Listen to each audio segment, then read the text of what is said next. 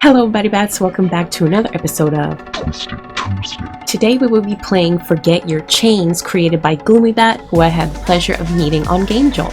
For those that are new to Twisted Tuesdays, today where I like to go out into the interwebs and look for new indie games to play. Whatever concepts or themes intrigue me, I will play on Twisted Tuesday. So let's check it out. So here we are, BattyBats. Forget Your Chains is a visual psychological horror novel about the horrors of forgetting antipsychosis. Play as Nani, a strange girl with schizoaffective disorder, and try to make the right decisions for her survival. Explore her world, an empty home, through her eyes and mind. Interact with strange and surreal characters as you try to search for medication or try to create safety. So I can't wait to explore this. I love the music, I love the menu, and the art style already. Let's see what this is about. Wading through the depths of your subconscious, you wake to your dark bedroom, stagnant and chilly as it always is. It's a cozy room to an outsider or guest. You hear a slight hum coming from the old metal vent on the ceiling. The vent, covered in black mold splotches, has slight silver accents between the growth. Peer over to your old ceiling fan. You try to avoid turning it on. It seems like it will fall and break when it's in motion. It's delicate yet unstable, like most things in your little bedroom. The floral sheets you're laying beneath are slightly scratchy, but warm. Holes are scattered along the white sheets, unraveling threads. Your house is infested with bugs from the rotten food and trash you leave around.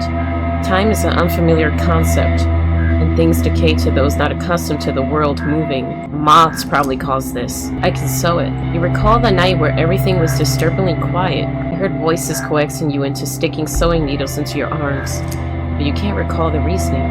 You push the thought away. You look over to your windows to try and gain a sense of time. It's pitch black. Your neighbor's house blocks moonlight, so you're unable to tell if it's early morning or late night. The paint is peeling off, some bits chipped and scratched. You remember hearing an animal trapped in the wall screaming for help. You tried to scratch it open until your nail beds bled. That dead animal hates you. It's dead, rotting me in your walls. You'll rot for not saving them. Your walls are scratched up. An ugly beige wallpaper covers your walls. There's torn sections with holes in the drywall. Sometimes you see little eyes staring at you through the holes. You cover them with plush throw blankets, but they always fall. You mull over your dreams, barely detached from them. You still see and experience them vaguely as they fade away. Your teeth were falling out again. You could feel piles of enamel shards fill your mouth. You pulled out endless clumps of shards of teeth with no success in your dream. It wasn't a nightmare. You regularly dream of this, pondering the meanings. It's hard to differentiate when you're awake or asleep. You've only noticed subtle differences within the feeling of muscles, limiting compared to the lead sensation of paralysis. Your brain has mastered mimicry of the rest of your waking life, from injections to breathing. You felt ill for days, physically exhausted. Life has dealt you an unfortunate deck of cards, unrelenting. It's hard to go on most days, fighting for your life, feeling terrible, ominous glimpses of memory at the brink of conscious thought. It may not be real. You must carry the burden of your flawed brain chemistry and keep moving. A life of persistent terror, inconsistencies, and reality. You feel the disconnect between your thoughts and coherency, a lack of control. You are terribly confused. You registered a dimly lit bedroom, hesitant to look anywhere as to not see distressing presences. You tried your hardest to assign a sense of comfort to this room. Everything can become ominous in the wakes of paranoia. Even the soft floral sheets invoke a childlike type of fear. You look over at your desk. It's painted white to try and create a fresh, natural tone to the room. White always sticks out when it's dark, though. Your office chair has a flowery fabric sewn on. The cushioning is not very comfortable. Your black computer monitor seems to stare back at you. You cover it with a blanket most days, afraid of the contents within. You have a phobia of most everything, but the social paranoia eats at you most. The walls are blank, except for the wallpaper you've learned to loathe. It almost looks like clusters of holes peering into you when it's dark. There's creatures in the holes. Wasps are coming out of the hive. You haven't bothered with pictures or posters. They all seem to stare at you, sometimes whispering. You don't feel like housing more people in your walls. You've knocked your plush friends off your bed again. They understand you're tossing and turning in the midst of unrest. They don't blame you. We don't. You have a plethora of plush animals and dolls to sleep with. They feel like protectors in the night, a place to hide. You have a wide variety of plush bears, soft, fuzzy friends that are strong in nature. Some of them have a strange odor. You don't wash things as much as you should. The strange odor, despite being unpleasant, gives you a sense of comfort. It reminds you of your home, your childhood even. Wash us, please. We are coated in filth. The light voice heard is a whisper, undeterminable of identity or who it comes from. It sounds like it's simultaneously inside and outside of your head. You feel like an observer. Your thoughts are disconnected from everything. Your mouth seems to vomit words on occasion, randomly generated. The confusion grows as you observe strings of thoughts, all disconnected streams of consciousness. Your lips are damaged and bloody. You peel off layers of skin as a nervous habit. As you peer over to your bedside table, your stomach churns. Perceiving anything seems like a threat. It's a small coffee table someone gifted you. It's scratched up. You can't remember who gave it to you. The paint is smooth and intact. The table has small traces of graphite scattered along the surface. The writing sometimes form words in the dark, mostly threats or conscious thoughts from the table. The table is usually displeased and anxious. I don't want to look at it. Observing the small wooden table, dimly lit by a digital alarm clock, you spot your pill container.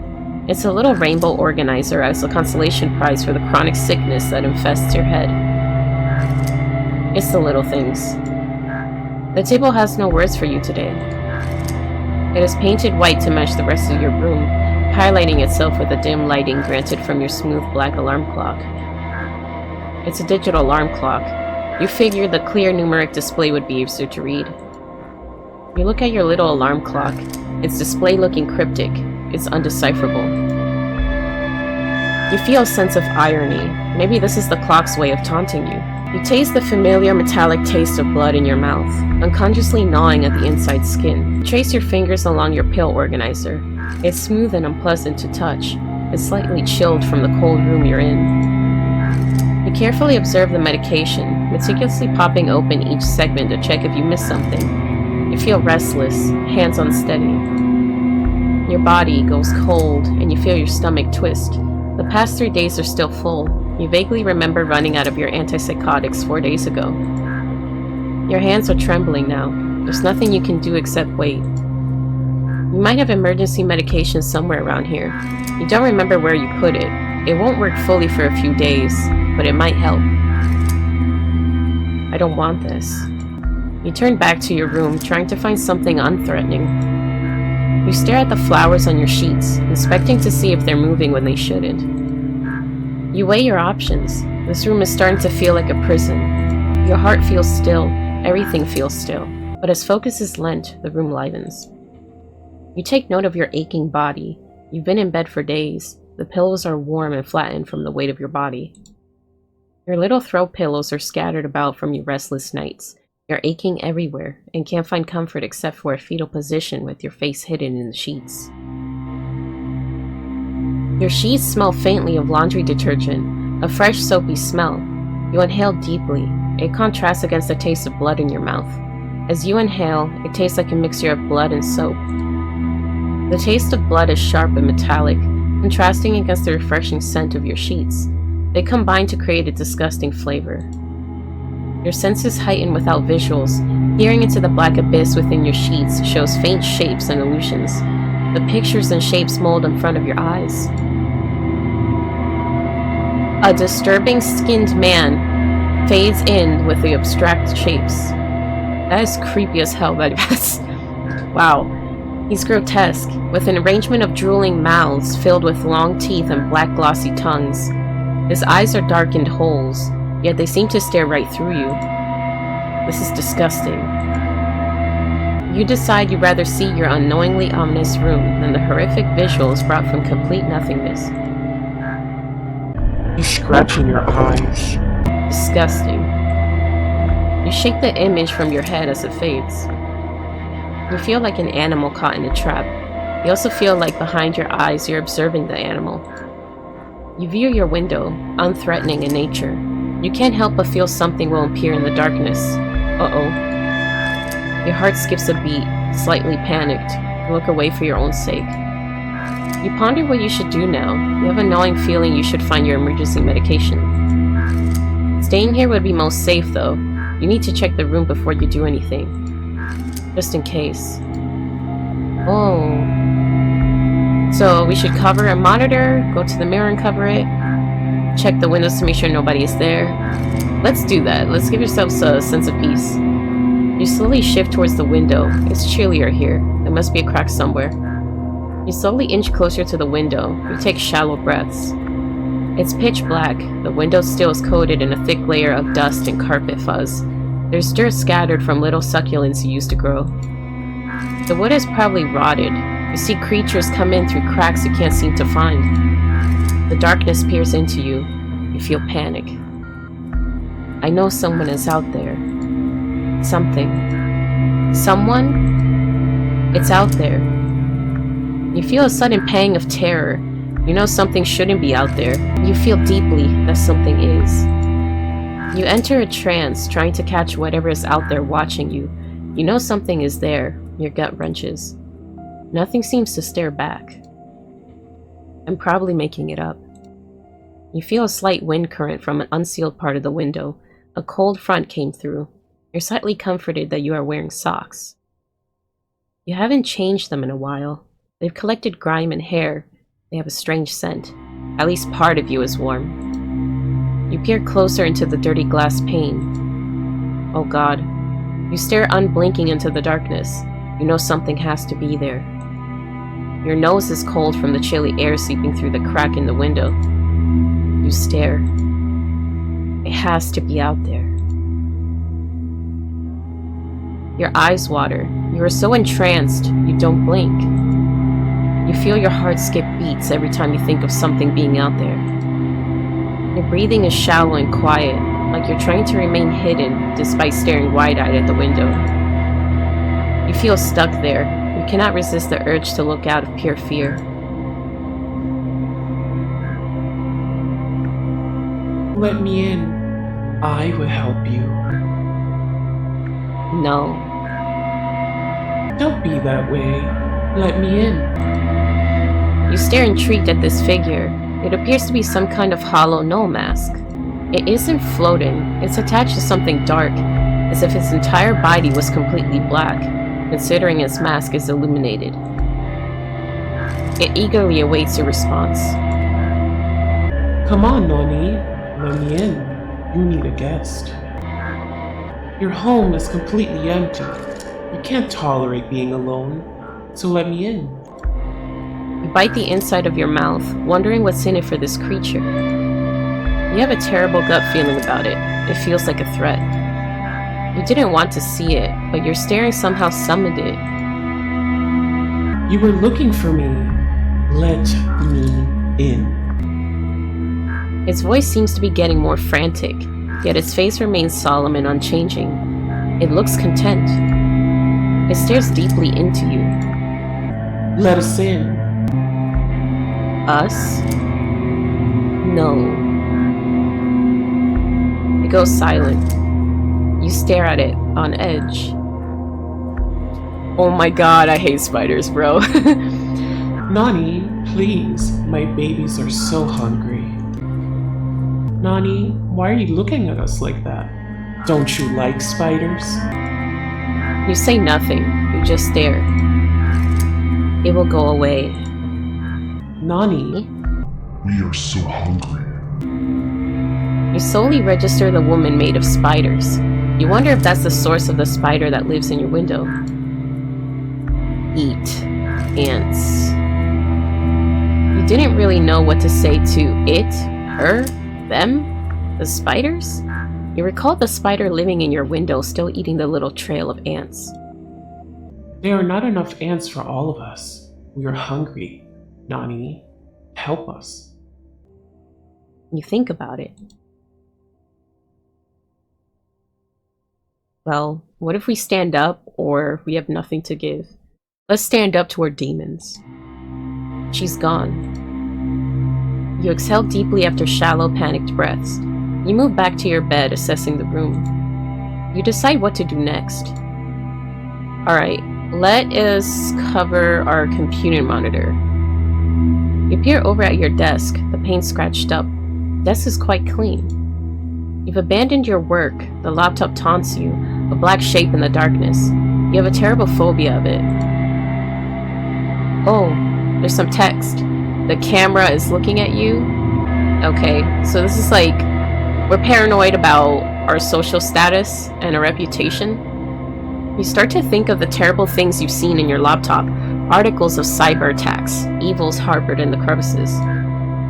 You've seen warnings from cybersecurity sites. Every link is infected. Do not trust anyone.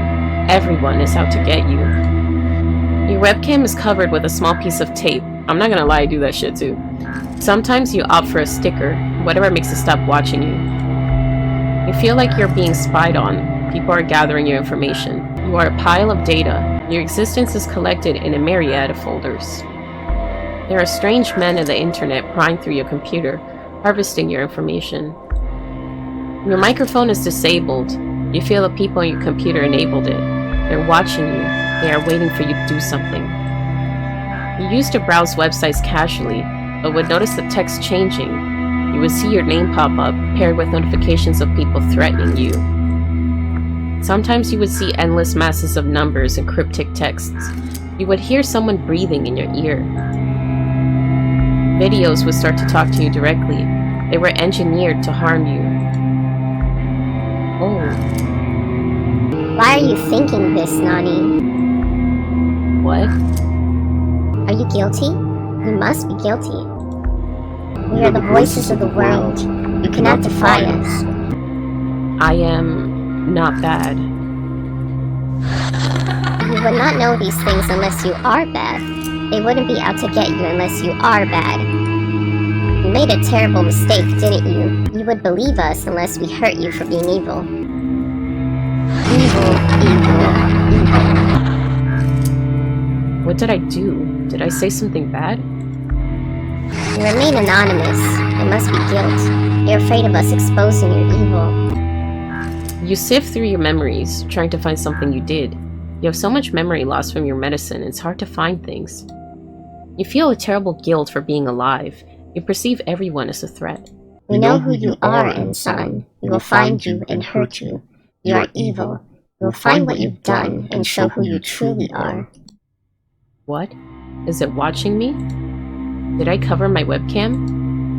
We are live streaming your terror as evidence of your guilt. If you weren't guilty of something, you would not be scared. I don't feel well. My medicine. You are trying to manipulate us. You can't use your illness as a crutch for being a terrible person. You knew you were guilty. You are manipulative and evil. You stare away from the computer. It's still chattering about you. It only makes sense that it laughs at you while watching your distress. You grab a soft throw blanket from your bed. It's the closest thing, and you just want this stupid thing to shut up. You throw the closet blanket on top of it. It goes silent when it's covered. It seems like it's waiting for you to uncover it. You can feel it waiting. It wants to hurt you badly for smothering it. You stare for a while, unaware of time passing. Its words continue to echo in your head. Am I bad? Do I manipulate people? You exhale deeply after shallow, panicked breaths. You move back to your bed, assessing the room. You decide what to do next. Alright, let's go to the mirror. You walk over to your mirror. You usually have it covered with a plush blanket. This room is so cold though. It's cold and dark. That nearly outweighs the bad memories haunting the mirror. Your mirror is a large oval with a semi-gloss off-white paint. This is your second mirror. The old one before treatment got destroyed in an incident. Whoa. Your face had melted and deformed. You saw yourself talking. It knew how to torment you. It whispered vile sentiments. This went on for days. You couldn't sleep because it got louder and more cruel. You were exhausted, pushed to your limits. The wallpaper seemed to buzz with movement. Patterns tended to shift and melt. Things are so lively for being inanimate. You saw yourself, twisted and evil in the mirror. Your eyes were vacant holes, dripping with dark liquid, similar to a sobbing girl with mascara. You stared into the mirror, sleep-deprived and exhausted. As you got closer, your reflection went silent. In the small, still moment of false peace, It gripped its face and started ripping your face off. You didn't know if the harrowing screaming was yours or the reflections. Your face started to sting as it was being clawed apart. Oh dear. You saw it dig its filthy nails into the side of its face, flesh collecting under its nails and streaks of blood following the claw marks. It started to peel away the flesh, strings of flesh being left behind with blood dripping from the wounds you were deepening. Oh God! It dug its fingers into the wounds, stuffing them in. It suddenly ripped its entire face off. Piles of flesh were in its palms. You could see holes for the mouth and eyes. Blood splattered from the force of its tearing. You stared endlessly into the mirror, a vile reflection taunting you with your demise reflected back. Your eyes watered, blurring it. It seemed to be twitching. Your stomach twisted. You felt vile. You had just seen your reflection tear off its own face. Glossy dark blood was streaking down its arms. Beads of blood collected on your skinned face as a grotesque smile formed. You wanted to vomit. Ooh. You hit the mirror, destroying it. It broke into reflective shards. Your knuckles were bleeding, your palms dripping from gripping the mirror shards. You were found with your face scratched and injured, screaming to yourself. You don't remember screaming or who found you. All you know is you ended up in another hospital. You don't know why or how you have another mirror. Can't tell which invokes more mistrust, the mirror or the dark window next to it. There are small creatures infesting the window. You've chosen to leave them alone. A brown spider has taken residence in a small crevice in your windowsill. You'll let it be. It eats the little ants that bother you, and you could use a roommate in this empty house. You dislike this corner. You feel like someone is standing there, lurking. Maybe some hostile entity is here with me. The windowsill needs to be cleaned. It's coated in grime. A thick layer of dust and fuzz covers it. Your mirror is coated in dust as well. There is no point in cleaning it, nor do you want to look at it. You need to cover it while you're in this state. You don't want to see things that shouldn't be there when you inevitably become entranced with the mirror. You look around for a blanket, with no success as your floor is pitch black. You start feeling around for a blanket. You hear the crinkle of old grimy plastic wrappers from those disgusting protein bars you consume to survive. More food for the spiders and ants.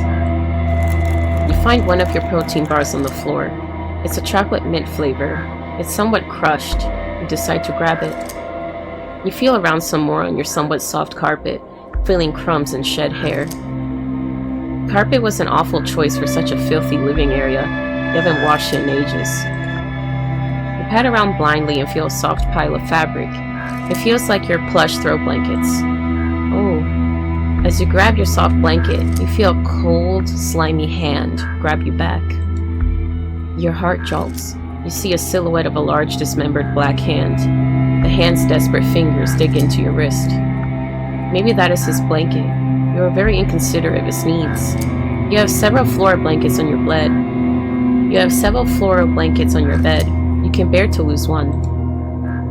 Leave his blanket alone. He's cold too. You choose to leave the blanket on the floor. It's chilly and dry in this room. The chilly black silhouette of a hand may just be trying to warm up. His skin feels dry and scaly. He needs moisturizer. You take note to leave some on the floor for him. You try to steal his blanket. You should make it up to him. You take one of the plentiful throw blankets you have on your bed and cover the mirror. You wedge some of the cloth between the walls so it won't fall. The room feels slightly less sickening. You stare into the flowers, grateful to not see nothing more. Reflections aren't always what they seem. You exhale deeply, unaware that you were holding your breath as you covered the mirror. You look around the dark room. You shiver from the house's consistently cold temperature. You feel like meat being preserved in a refrigerator, waiting to be sliced up and eaten, or suffocate in the darkness until you rot. You balance your options, figuring out where to go next. You feel lost in the sea of racing thoughts and confusion.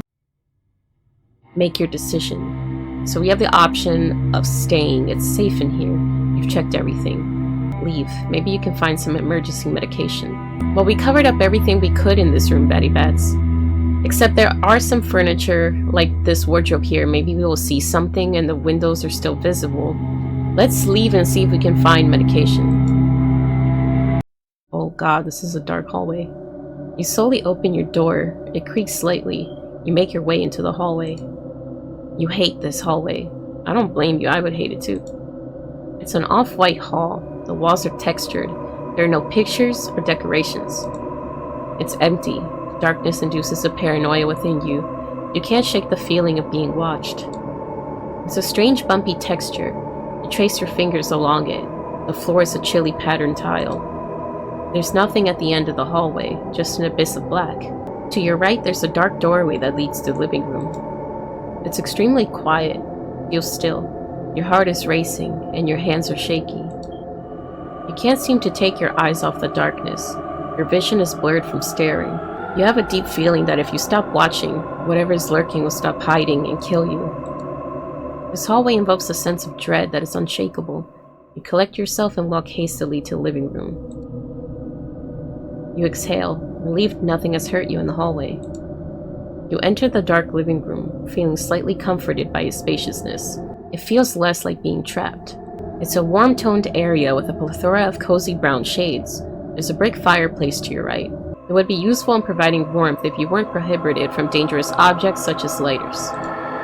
You indulge in the idea of a comforting glow and warmth. It's cold and eerie here, though. It feels so deeply empty. All you can hear is the faint hum of the air conditioning. You hear undecipherable whispers. They're faint. Maybe they're talking about you. They're talking about you. The voices used to be impossible to recognize as unreal, as they usually sounded like your family. You lived with them. It sounded like they were outside of your doorway. They would say strange things. You assumed it was some type of teasing or joke, albeit cruel in nature. When you were medicated, it got quiet. Nobody hung out at your doorway like you assumed. You asked about comments that stood out as cruel or strange. They were never at your doorway. Now that you're alone, you know the voices belong to nobody.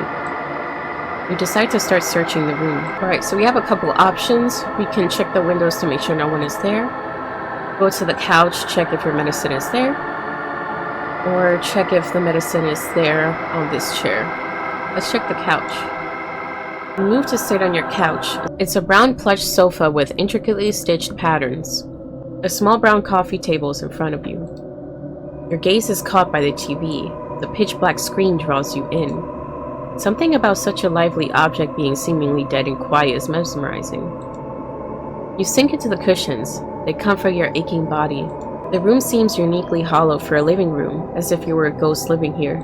You're afraid of decorations. Choosing the wrong one that causes any sense of unease will permanently haunt you. Your legs itch as you notice the crumbs left all over the couch digging into your skin.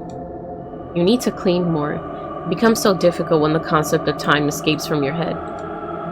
Days pass. You can't remember much from them, but where you are living, it becomes disgusting. You never know how it got this bad, how wrappers became scattered on where you decided it was safest to sleep, with crumbs and the cushions flattened. Time keeps moving while you're trapped in your head. It is impossible to understand when everything is already so scary and confusing. You've been seen to stare at a wall for hours, unaware of the flow of time, enamored by something unseen to the sane eye. You feel a sense of shame. You know you look deeply strange and confusing to others who aren't capable of understanding. You remember how they treat you when you're not in your right sense of mind. You remember being deeply afraid of a threat, a deeply embedded belief or terrifying visuals. However, due to your strangeness, they just laughed at you. Your fear is a spectacle. Your terror is invisible to everyone else. Gazing at the blank TV, you try to shove aside the thought of people watching you. It never helps when your delusions are mixed with truth. It gives the voices a sense of credibility. You remove yourself from the couch, swiping off the embedded crumbs making your legs sting. You shift and continue moving. You faintly remember the need to get your medicine. It's hard to keep your thoughts contained and straight. You get lost frequently. Let's check the other chair. You turn to the corner of the living room. Your favorite chair sits there. It's a large old plush chair. It's scratched up and loved dearly. It has a soft woolly fabric with intricate stitching. The dull brown is strangely comforting. It's too dark to see at the moment. There's a matching circular ottoman on the floor of your cozy chair. You feel a sense of safety wash over you. Often the chair is covered in your plush throw blankets. You feel safe when you hide in the corner. Things are much less threatening when you hold your knees to your head while sitting. You can only see through a small window between your legs. Not much can happen in such a small area. It's safer. People usually get scared at the sight of you with your head buried in your knees sitting on the floor. They just don't understand that it's safe. It's the only sense of control you can have. A small window of vision where not much can happen. It won't stop voices, but it's something. Something is better than nothing. Okay, so we have the window. It feels wrong staring into the darkness encased in the cold window panes. You know it's wrong to stare. It brings misfortune. Your breathing is hesitant and shallow. Staring manifests things you don't want to see. You can't seem to help it. You see shapes melt and shift in the darkness. The darkness makes it easier for your flawed brain to misconstrue reality. You turn your gaze to the dark wooden cabinet. It contains a plethora of expired food and canned goods. It's dusty and cool to the touch, stagnant and still like the rest of the house. You wish for things to just be unbearably still, but everything is granted a unique type of lively nature, even if it is absolutely still. Everything feels alive, like it's waiting for you. Inanimate objects whisper to you, encouraging you to pay mind. The window is out to get you. They're out there, waiting. Ha ha ha. Don't believe us? You have to. You walk to the grimy marble countertop. Crumbs are scattered along the surface. It feels infected with bacteria. The air smells of mildew and something rotting. The air feels still and evokes a sense of unease. The sink area is cleaned thoroughly. The counters where you prepare food are spotless. The dishes are loaded. You can't stand piles of dishes. It feels like the ghost of the food previously in the sink contaminates any dishes despite being washed. They aren't safe if they're not in the dishwasher. Everything here is determined to make you sick. Every time you eat, you feel sick afterwards. You have a terrible phobia of most foods. Produce and meat scare you the most. Produce feels infected. It all has mold and E. coli. You can't cook meat. Once you see it uncooked, it invokes terrible fear. It's infested with maggots or bacteria. It will make you sick. You will see flashes of mold or movement in the food. You would see wriggling white specks in every instance of raw meat. Food always tasted strange, and you couldn't shake the feeling of being poisoned. I just wish I could trust the food I need to eat again. I feel so sick. You think to your medication. It became apparent that this was a delusion, but you felt nauseated and ill every time you took it. Was that poison? Were they poisoning me? Why do I feel so sick all the time? You stare with an empty gaze in the sink, unaware of the flow of time. You're entangled in a web of your own thoughts yet again. Your heart jolts as a stray thought passes through. You remember your medicine cabinet. It's in the bathroom. You're avoidant as it is ominous in the dark, but you need to check. You start to rush to the bathroom. Oh, God. You stop in your tracks. You start shivering. I know you're in there, Nani. You selfish little brat. You have food everywhere. We can smell it. You freeze in place. You're too close to the window. She's broken in. You're trembling in fear. We can't let you live for this. You left us all to die. You hear her voice, somewhat distant. It's close. You're made of meat, Nani. You're probably rotten for all we know, you selfish brat. How could you let us starve? She's shrieking, her voice shaking and full of rage. You hear the tapping of thousands of tiny spider legs grow near. You're frozen in horror. You thought you could just kill us? You want us dead? You're so evil. Oh, wow. You wretched bitch. You're selfish and evil. You would rather kill my babies than sacrifice one tiny piece of food. You need to be punished. You need to realize you're weaker than us. You will always be weak, Nani. Thousands of spiders start crawling up your legs. Your body starts stinging as they chew you alive. The spiders crawl up to your entire body. You frantically try to swat them off and crush them, but there are too many. You feel blood trickling down your legs as you're eaten alive by thousands of hungry spiders. You start to hyperventilate. You start choking as hundreds of spiders enter your mouth and throat. You feel their little legs wriggling about and crawling in your insides, chewing your body apart from the outside and inside. You're suffocating and bleeding everywhere. You collapse. Your body gets consumed by the mass of spiders as you choke to death on spider legs. Nani, we are starving. Her shrieking pierces your ears.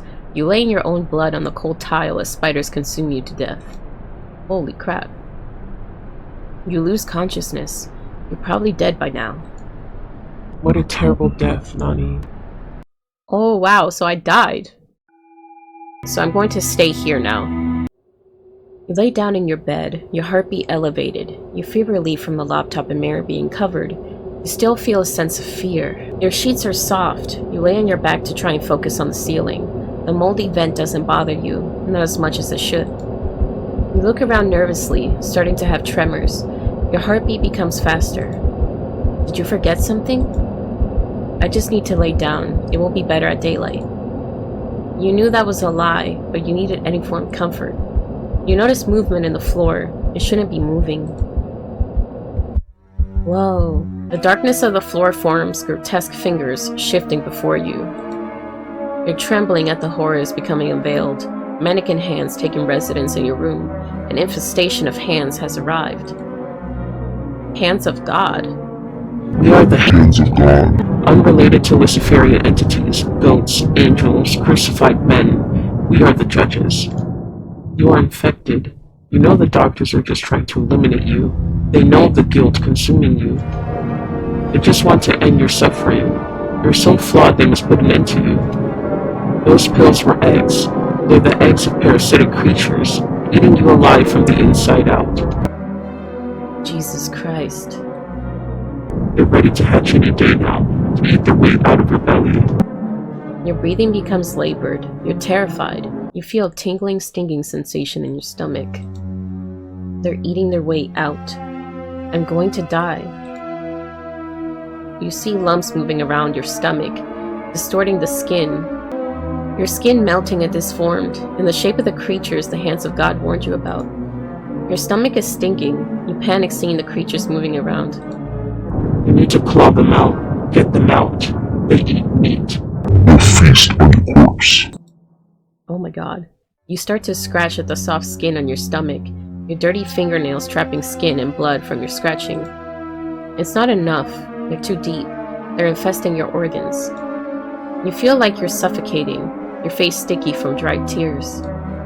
We will help you. You're the Hands of God. You're sobbing. Your stomach is stinging and bloody. You feel a throbbing from the parasites infecting your organs. They are inside me. The hands seem to be observing your distress. They pause as your panic increases. What a miracle. You're going to be a mother. Joy. You're scratching violently trying to get them out. You're sobbing and hyperventilating. I don't want them. No, we will help you. We are the Hands of God. I don't want to give birth to parasitic worms. Help. Help me, please. Of course, that is what we do. Two of the hands slowly shift over to you. They grab your legs and start pulling. Stop. That hurts. Holy crap. Nonsense. You must give birth to these wonderful creatures. They are pulling harder, their grip cutting off blood flow to your legs. Oh my god. You feel an agonizing pop in your legs, along with a fleshy stinging sensation unlike any other. Oh my god. You start screaming. They're tearing your legs off. Whoa. With the final aggressive rip, your legs are removed. Clusters of worms emerge from your flesh.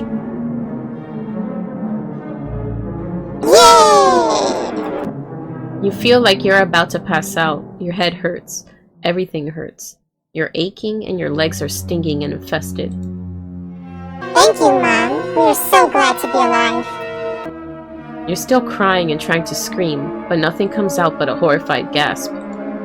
The worms start to chew on the meat inside of your legs and stomach.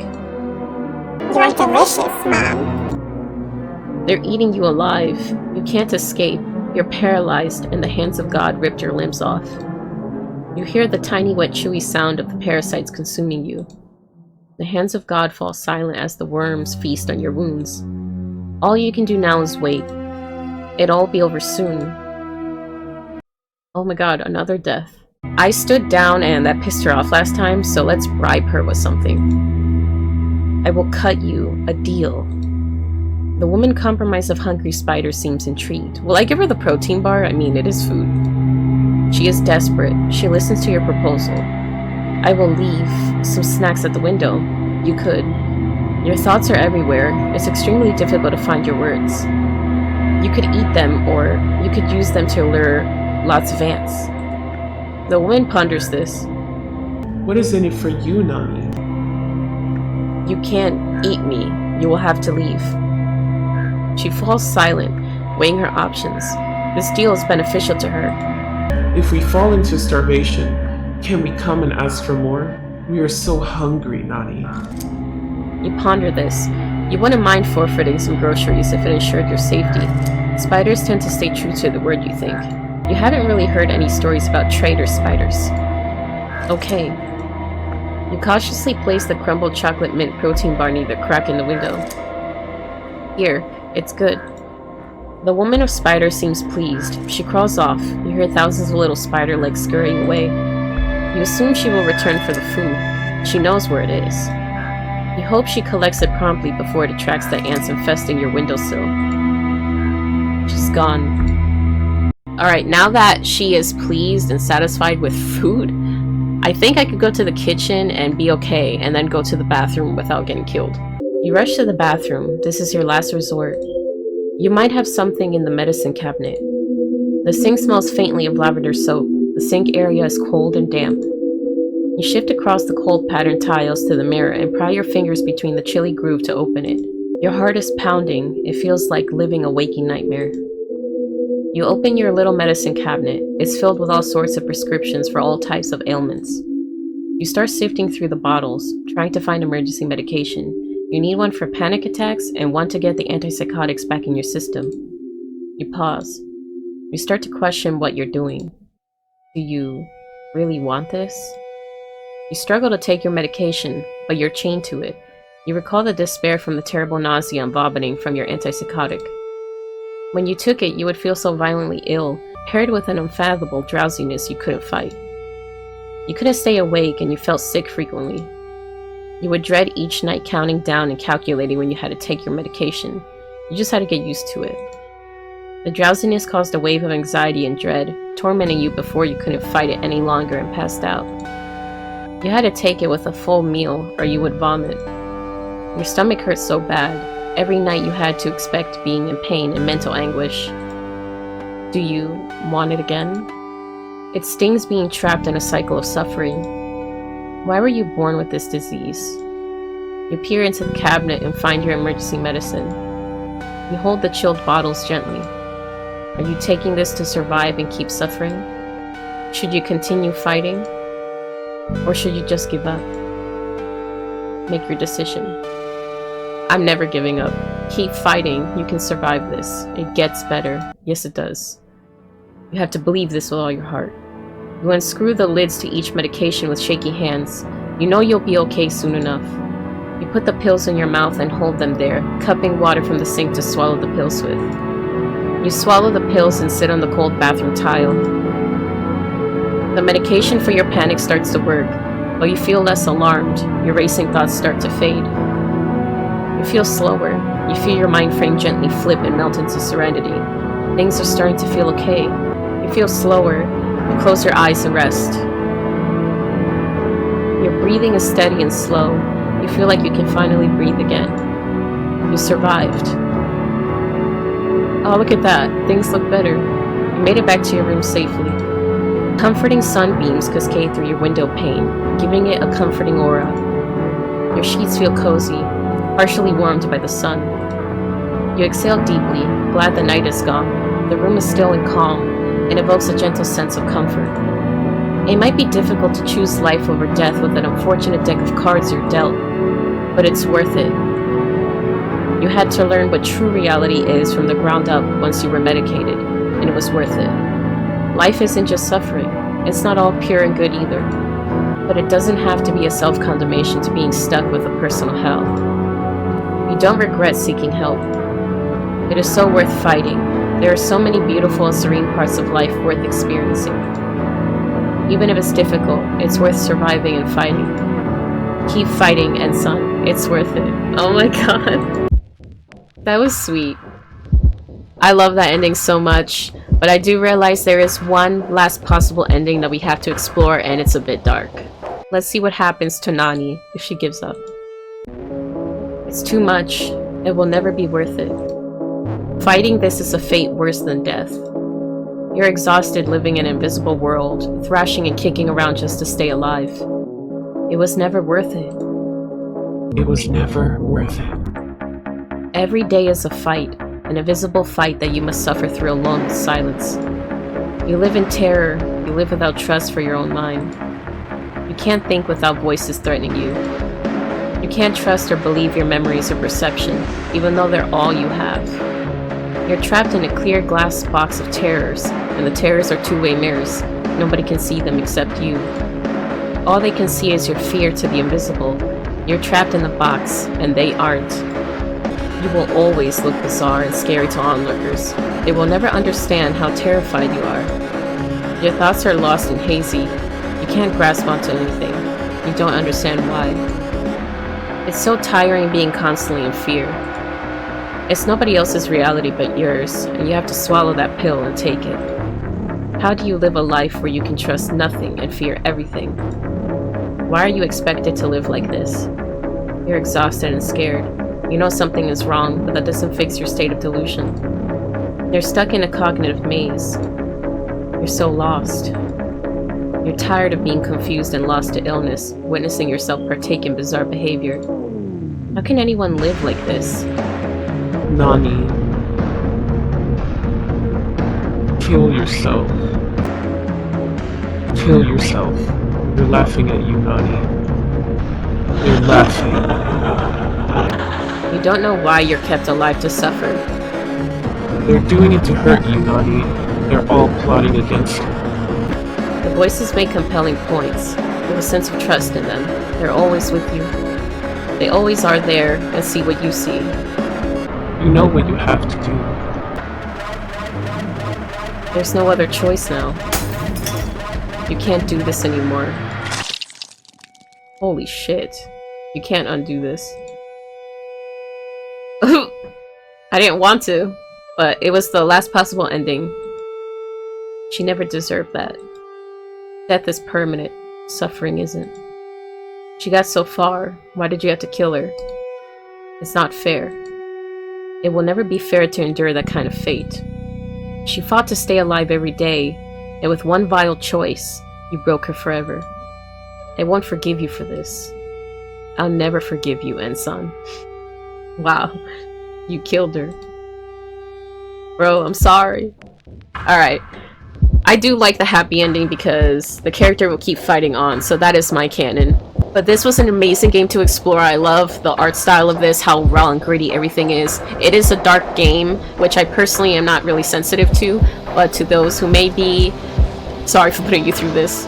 Forget Your Chains. That was awesome. I hope to read more visual novels in the future on the channel, so let me know what you think. I love to read personally, so that's one of my favorite things to do. I hope you enjoyed this episode of Twisted Tuesday, BattyBats, and stay tuned for the following episode of Twisted Tuesday, the following Tuesday. It's time to bat an eye and say goodbye. Farewell, BattyBats.